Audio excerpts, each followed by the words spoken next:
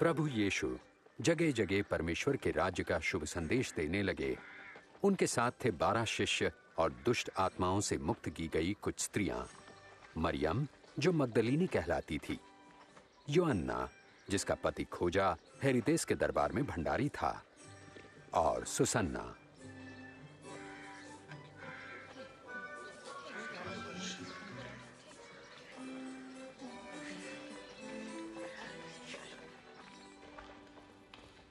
गलील के शासक हेरोदेस ने यूहन्ना बपतिस्मा देने वाले को बंदी गृह में डलवा दिया, क्योंकि यूहन्ना ने उसके द्वारा अपनी भाभी से विवाह की निंदा की थी। कहो। जब हम लोग नाइन नगर के द्वार पर पहुंचे, तब लोग एक अर्थी को लेकर जा रहे थे। मरा हुआ व्यक्ति एक विधवा का इकलौता पुत्र था। जब यीशु ने उस विधवा की तरफ देखा, उनका हृदय दया से भर उठा। उन्होंने कफन उठाया और कहा, ऐ नौजवान, मैं तुमसे कहता हूं, उठो। और मरा हुआ युवक उठ बैठा। यीशु ने उसे उसकी मां को सौंप दिया। उनसे पूछो, क्या आप वही हैं जिनके आने के विषय में यूहन्ना ने प्रचार किया था, या फिर हम किसी और की प्रतीक्षा करें?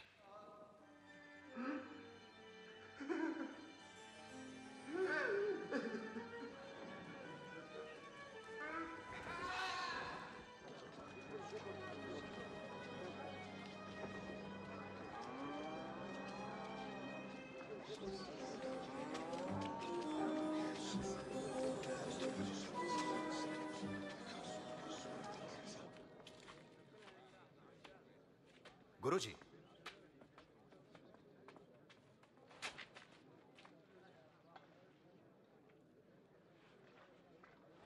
गुरुजी, यूहन्ना बपतिस्मा देने वाले ने हमें यह पूछने भेजा है, क्या आप वही हैं जो आने वाले थे, या हम किसी और के आने की प्रतीक्षा करें? जो कुछ तुमने देखा और सुना जाकर यूहन्ना से कहो। अंधे देख सकते हैं, लंगड़े चल सकते हैं। धन्य हैं वे लोग जो मुझ पर संदेह नहीं करते।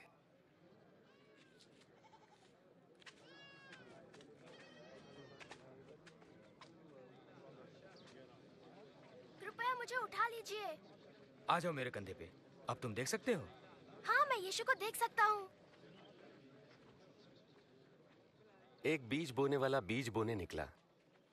बोते हुए कुछ बीज मार्ग के किनारे गिरे और रौंद डाले गए, और पक्षियों ने उन्हें चुग लिया। और कुछ पथरीली भूमि पर गिरे। जब वो उगे तो पानी न मिलने के कारण वे सब मुरझा गए। और कुछ झाड़ियों के बीच में गिरे। झाड़ियों ने साथ साथ बढ़कर उन्हें दबा दिया। परंतु कुछ बीज अच्छी भूमि पर गिरे, और सभी पौधों ने उगकर फल दिया, प्रत्येक ने 100 गुना। गुरुजी, जब भीड़ जमा होती है तो उदाहरणों में क्यों बातें करते हैं? परमेश्वर के राज्य के रहस्यों का ज्ञान तुम्हें दिया गया है, परंतु औरों को उदाहरणों में सुनाया जाता है, क्योंकि वो देखते हुए भी नहीं देख पाते और सुनते हुए भी नहीं समझते।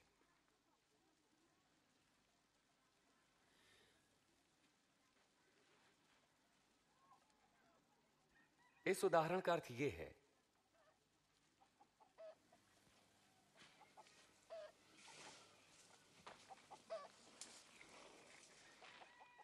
बीज परमेश्वर का वचन है।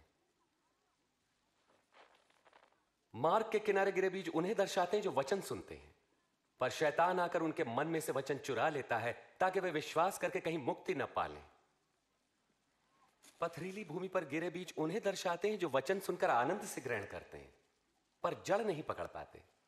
वो कुछ देर तक विश्वास करते हैं और परीक्षा की घड़ी आने पर टिक नहीं पाते। झाड़ियों में गिरे बीज उन्हें दर्शाते हैं जो वचन सुनते हैं, परंतु जीवन की चिंताओं, धन, मोह व भोग विलास में फंसने से उनके फल कभी नहीं पकते। वे बीज जो अच्छी भूमि पर गिरे उन लोगों के प्रतीक हैं जो वचन सुनकर उसे भले और आज्ञाकारी मन से ग्रहण करते हैं और फलवंत होने तक उन्हें संभाले रखते हैं।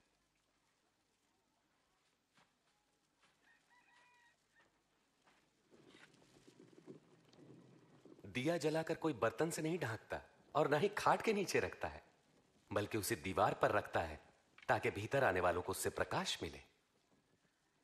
जो कुछ छिपा है वो बाहर लाया जाएगा, और जो ढका है उसे ढूंढकर प्रकाश में लाया जाएगा।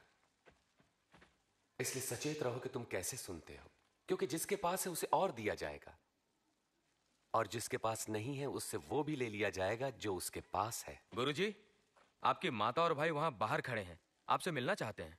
मेरी माँ और मेरे भाई वे हैं जो परमेश्वर का वचन सुनते और मानते हैं।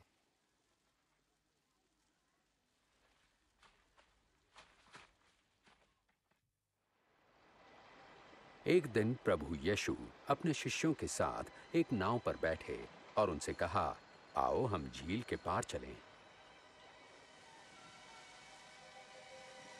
नाव चल रही थी और यीशु सो गए।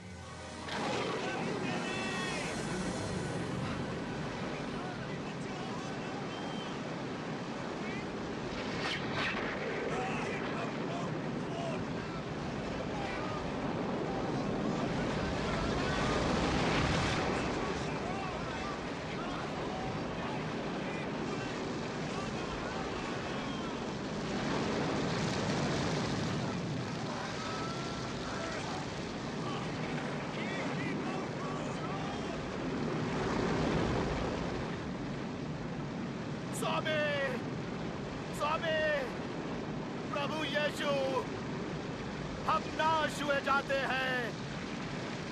हमें लहरें घेर रही हैं, हम डूब जाएंगे, हमें बचाइए।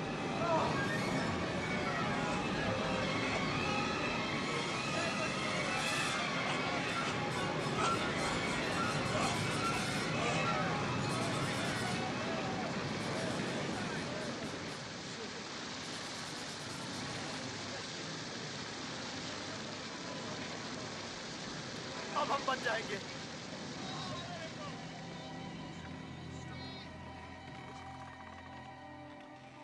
कहां गया तुम्हारा विश्वास?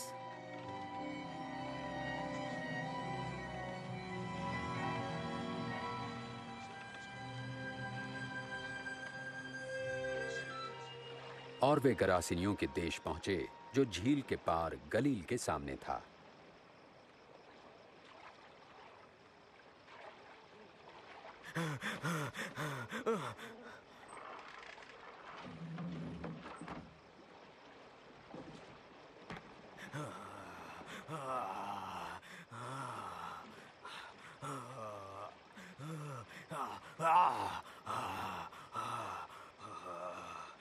यीशु, परम प्रधान परमेश्वर के पुत्र,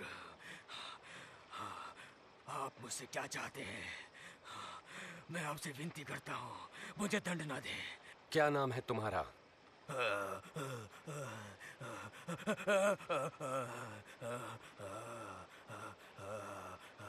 सेना। प्रभु विनती करते हैं, हमें नरक कुंड में ना भेजें, पर सुअरों के उस झुंड में भेज दें।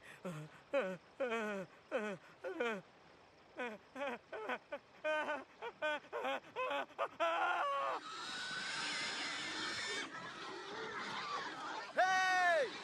लौटो! रुको, रुको! और दुष्ट आत्माएं उसमें से निकलकर आ जाओ! सुअरों में समा गई।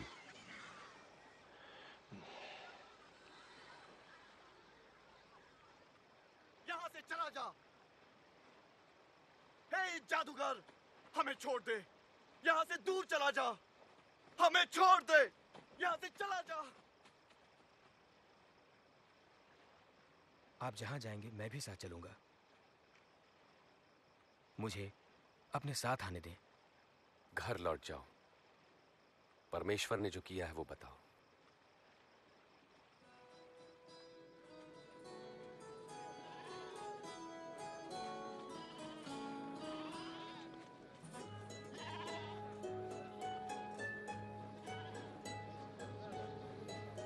प्रभु यीशु व उनके शिष्य भीड़ से अलग होने के लिए बेतसैदा पहुंचे।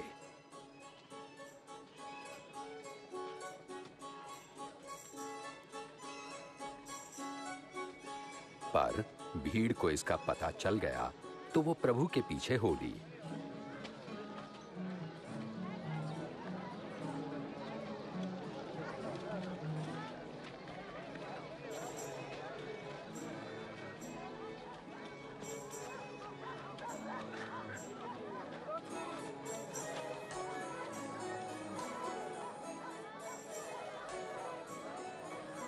शाम को पतरस ने कहा, स्वामी, इन लोगों को भेज दें कि वे आसपास के गांवों और बस्तियों में जाकर अपने लिए भोजन और रहने की जगह ढूंढ सके। यह एक सुनसान जगह है।